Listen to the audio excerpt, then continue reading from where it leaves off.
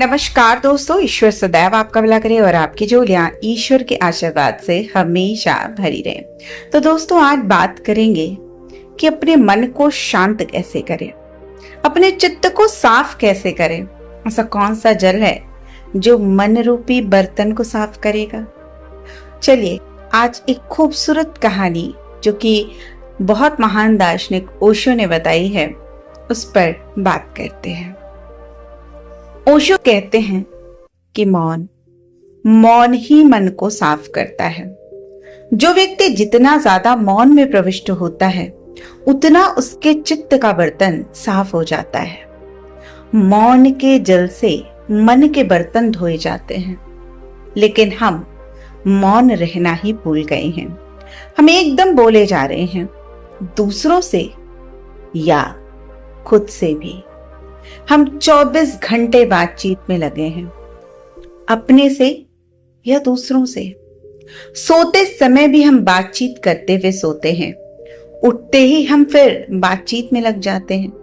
हर वक्त हम बातों से घिरे हुए हैं, मौन हम भूल गए हैं। इस संसार में अगर कोई चीज खो गई है तो मौन है, जो कि खो गया है। और जहां मौन खो जाता है वहां जीवन में जो भी श्रेष्ठ है वो सब कुछ खो जाता है, क्योंकि सब श्रेष्ठता मौन से ही जन्मती है, जिसे हम साइलेंस कहते हैं। लेकिन ये साइलेंस बाहरी रूप से चुप हो जाना नहीं है। जब आपके विचार अंदर से भी चुप हो जाते हैं, उसके बाद ही कुछ विशेष बाहर आता है। रात को सोते वक्त घड़ी भर को भी बिल्कुल साइलेंस में उतर जाए, बिल्कुल चुप हो जाए, सब तरह से मौन हो जाए। सुबह उठते वक्त सब भांति मौन होकर थोड़ी देर पड़े रहें और फिर उठें। और दिन में भी 24 घंटे ये ख्याल रहे कि जहां तक बन पड़े मेरे भीतर सिर्फ मौन हो। जो अति आवश्यक है बस वही बोला जाए, जो अति आवश्यक है वही सोचा जाए, अन्यथा मेरे भीतर मौन कैसे आएगा। और अगर कोई सजग होकर इतना स्मरण रखे कि मेरे भीतर मौन हो, तो धीरे धीरे मौन का अवतरण शुरू हो जाता है। अगर रास्ते पे चलते वक्त आप ये ख्याल रखें कि मैं बिल्कुल मौन चलूंगा, अंदर भी कुछ नहीं सोचूंगा, पहली दफा आपको तकलीफ होगी, क्योंकि जिंदगी भर की आदत है, शायद अनेक जीवन की आदत है। लेकिन धीरे धीरे स्मरण पूर्वक अगर भोजन करते वक्त भी आप इस बात को स्मरण रखें कि मैं बिल्कुल बाहर से भीतर से मौन रहूंगा, तो आप धीरे धीरे इसका अभ्यास कर पाएंगे। मौन का अर्थ ये नहीं है कि होंठ बंद हो। मौन का अर्थ है भीतर मन का चलना हिलना भी बंद हो जाए, भीतर वहां चुप्पी हो, जब भी मौका मिले मौन हो जाए। जिस क्षण आप मौन में हैं उसी क्षण आप मंदिर में हैं, चाहे फिर वो दुकान हो, चाहे फिर वो बाजार हो, चाहे वो दफ्तर हो। जीवन का अधिकतम क्षण मौन में व्यतीत हो। बस इसी का स्मरण रखें और आप क्रमशः एक नए आदमी को अपने भीतर आते हुए अनुभव करेंगे। क्रमशः आपके भीतर एक नए मनुष्य का जन्म होने लगेगा। आप बिल्कुल नई चेतना को अनुभव करेंगे और आपके भीतर जड़ता टूटनी शुरू हो जाएगी। आपके अंदर फिर कोई जड़ता होगी ही नहीं, और एक समय आएगा जब केवल चेतना रह जाएगी।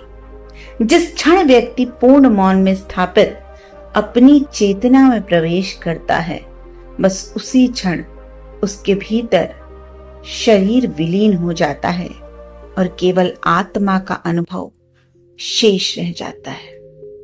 जिस क्षण आप पूरे मौन में हो, बस उसी क्षण आप संसार में नहीं हैं, और उसी क्षण आप परमात्मा में हैं। और इसी को ध्यानी योगी संन्यास कहते हैं। ऐसा व्यक्ति जो सारी भीड़ के बीच मौन है, सन्यासी है। ऐसा व्यक्ति जो सारे कर्मों के बीच मौन है, सन्यासी है। और ऐसा व्यक्ति जो सब करते हुए मौन है, वो सन्यासी है।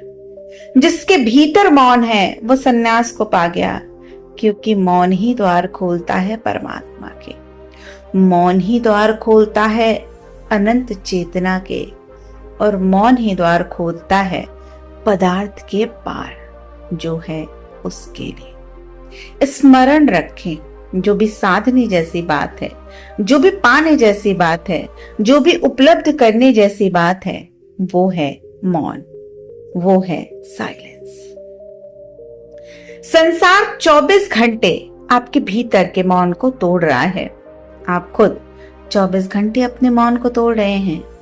फिर चाहे आप शास्त्र पढ़ें, ग्रंथों को याद करें, तत्व ज्ञान को स्मरण कर लें, वो सब आपके मौन को तोड़ रहे हैं। और उसमें भी आप मौन में नहीं जा रहे हैं। वो सब तत्व ज्ञान भी आपके भीतर बातचीत में बना हुआ है। चुप हो जाए, इससे बेहतर और कुछ भी नहीं है।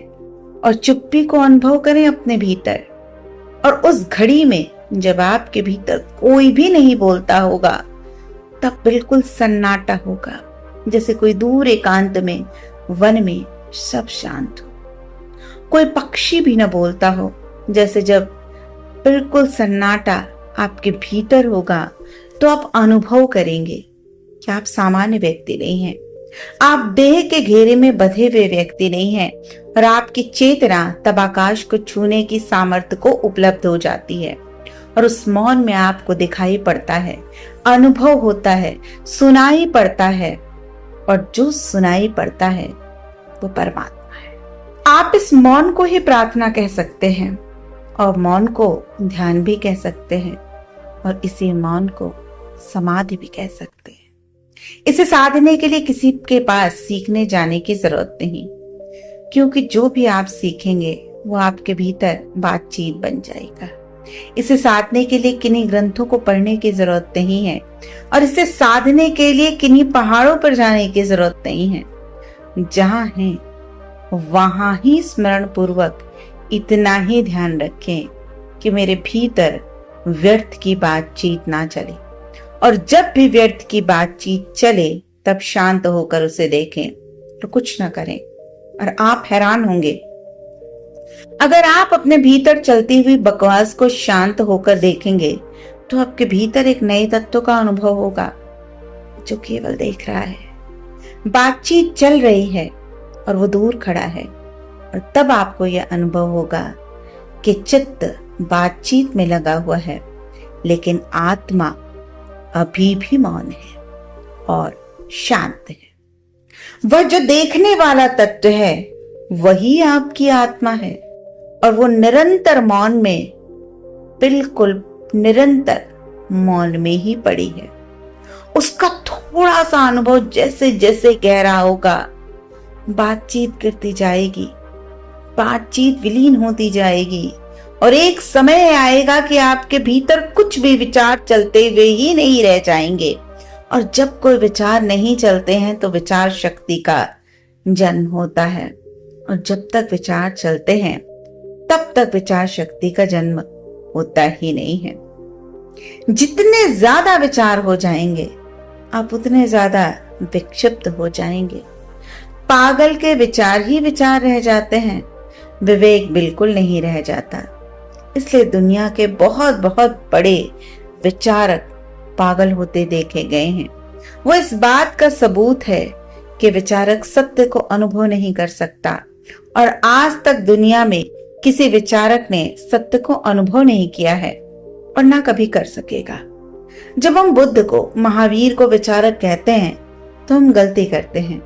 ये विचारक नहीं है, इन्होंने तो विचार को छोड़ दिया, और ये तो सब विचारों को छोड़कर चुप हो गए हैं, क्योंकि ये दृष्टा है, और जो दृष्टा हो जाता है वो सब कुछ पा लेता है। चलिए एक छोटी सी कहानी से इस बात को समझते हैं। ये कहानी उपनिषदों के समय की है कि एक युवक सत्य की तलाश में गया। अपने गुरु के चरणों में सिर रखा और उसने कहा कि मैं सत्य को पाने आया हूं। उसके गुरु ने कहा, सत्य को पाना चाहते हो या सत्य के संबंध में कुछ पाना चाहते हो? गुरु ने कहा, सत्य को जानना चाहते हो या सत्य के संबंध में कुछ जानना चाहते हो? अगर सत्य के संबंध में कुछ जानना है तो फिर मेरे पास रुक जाओ, और यदि सत्य को जानना है तो फिर मामला कठिन है। अब उस युवक ने कहा कि मैं तो सत्य को जानने आया हूं, संबंध में जानने को नहीं आया हूं। संबंध में भी जानना होता तो मेरे पिता खुद बड़े पंडित थे, सभी शास्त्र वो जानते हैं। लेकिन जब मैंने उनसे कहा कि मैं सत्य को जानना चाहता हूं तो उन्होंने कहा कि मैं असमर्थ हूं, तो कहीं और खोज। मैं सत्य के संबंध में तो जानता हूं, मैं शास्त्रविद हूं, मुझे सत्य के बारे में लेकिन कुछ नहीं पता, तो मैं सत्य को ही जानने आया हूं। उसके गुरु ने कहा, तब ऐसा करो, इस आश्रम में जितने गाय बैल हैं, कोई 400 के करीब, इन सबको ले जाओ, दूर ऐसे जंगल में ले जाना जहां कोई आदमी ना हो, और जब ये गाय बैल 1000 हो जाएं, इनके बच्चे होंगे और ये 1000 हो जाएंगे, तब तुम लौट आना। लेकिन तब तक बस एक शर्त याद रखना, जो भी बात करनी हो इन्हीं गाय बैलों से कर लेना, जो भी बात करनी हो इनसे ही करना, लेकिन किसी आदमी से मत बोलना। जो भी तुम्हारे दिल में आए इन्हीं से कह लेना, और इतनी दूर चले जाना कि कोई आदमी वहां ना हो, और जब ये 1000 हो जाए तब तुम मेरे पास वापस लौट आना, और फिर मैं तुम्हें सत्य के बारे में बताऊंगा। वह युवक उन 400 गाय बैलों को खदेड़कर जंगल में ले गया, दूर से दूर चला गया जहां कोई ना हो, तो वहां वो जानवर और वो अकेला रह गया।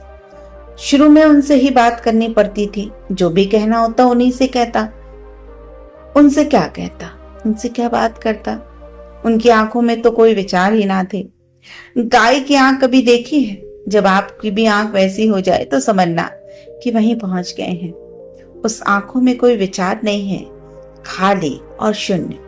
उन आंखों में देखना, उन्हीं के पास रहना और उन्हीं को चराता, पानी पिलाता, अकेला उन्हीं के बीच सो जाता। ऐसे ही कितने वर्ष आए और कितने वर्ष चले गए।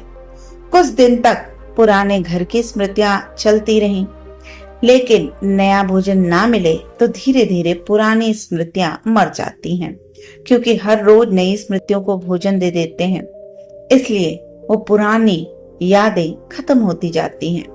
पुरानी मरती हैं और नई भीतर पहुंचती जाती हैं। अब नए का तो कोई कारण नहीं था, गाय बैल थे, उनके बीच रहना था, तो कोई नई स्मृति का कारण ना था। ना तो कोई नई स्मृतियां पैदा हुई और ना पुराने को भोजन मिला, और धीरे धीरे पुरानी स्मृतियां गायब होती चली गई। वो गाय बैल के पास रहते रहते खुद गाय बैल हो गया। वो तो संख्या ही भूल गया। गुरु ने कहा था कि जब 1000 हो जाएं तो उनका लिवा लाना, लेकिन वो तो भूल ही गया कि वो 1000 कब हुई। अचानक एक दिन उस गुरु की स्मृति हो आई कि उन्होंने कहा था कि जब गाय 1000 हो जाएं तो वापस लौट चलो, लेकिन उसे पता ही नहीं था कि कब गाय और बैल 1000 हो गए।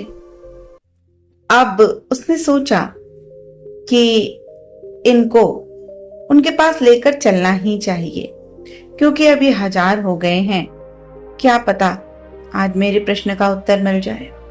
गुरु ने दूर से देखा, वो 1000 गाय बैल का झुंड आता था, और उसने अपने शिष्य को कहा, देखो 1001 गाय बैल आ रहे हैं। उनके शिष्य बोले, 1001? बीच में तो वो युवा है। उन्होंने कहा, उसकी आंखों को देखो। अब वो आदमी नहीं रहा, अब वो आदमी नहीं है। और जब वो करीब आया तो गुरु ने उसे गले लगा लिया। गुरु ने कहा, कहो मिल गया? वह युवक चुप रहा।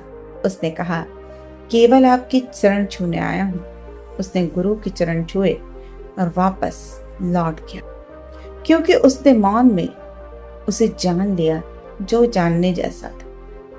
अब तक जो सद्गुरु है वो मौन देता है, और जो असद्गुरु है वही शब्द देता है। जो सद्गुरु है वो आपके ग्रंथ छीन लेता है, जो असद्गुरु है वही आपको ग्रंथ दे देता है। जो सद्गुरु है वो आपके विचार अलग कर लेता है और जो असद्गुरु है वो आपके भीतर विचार डाल देता है। यही होता रहा है। और अगर सत्य को जानना हो, सत्य के संबंध में नहीं, तो मौन हो जाए, चुप हो जाए और चुप्पी को साधे, मौन को साधे। हमने स्मरण पूर्वक नहीं साधा, इसलिए नहीं साध पाए हैं। साधेंगे निश्चित ही साधा जा सकता है, क्योंकि विचार को साधना ही कठिन है। मौन तो हमारा अपना स्वभाव है। अगर हमने थोड़ा भी प्रयास किया तो स्वभाव के झरने फूट पड़ेंगे, जड़ता टूट जाएगी, बह जाएगी और चैतन्य का प्रवाह हो जाएगा। और स्मरण रखें, जब चैतन्य का प्रवाह होता है तो सारा जीवन बिल्कुल परिवर्तित हो जाता है। तब जो भी होता है वो शुभ है। जब कोई अनुशासन ऊपर से लादना नहीं पड़ता, कोई चर्चा ऊपर से नहीं लादनी पड़ती, तो जो भी होता है वो शुभ और सद्भावना से होता है। चैतन्य की धारा को जड़ता से ना रोकें। याद रखें, जड़ता को ना आने दें। अपने भीतर और चैतन्य को विकसित करें। चेतना के विकास का नियम है मौन को, शून्य को, ध्यान को और जागरूकता को अपने भीतर जो जितना विकसित करता है वो उतना मौन को उपलब्ध हो जाता है। परमात्मा आपके सब शब्द छीन ले, परमात्मा आपके सब विचार छीन ले, परमात्मा आपको निपट मौन कर दे, निरीह कर दे, आपको शब्दों से बिल्कुल दरिद्र कर दे और आपकी आत्मा एकदम गरीब हो जाए विचारों से, तो आप एकदम से समृद्ध हो जाएंगे और आपको अनंत संपत्ति के द्वार उपलब्ध हो जाएंगे। यही मेरी प्रार्थना है। पर आप सबके भीतर बैठे हुए परमात्मा को मेरा बारंबार प्रणाम।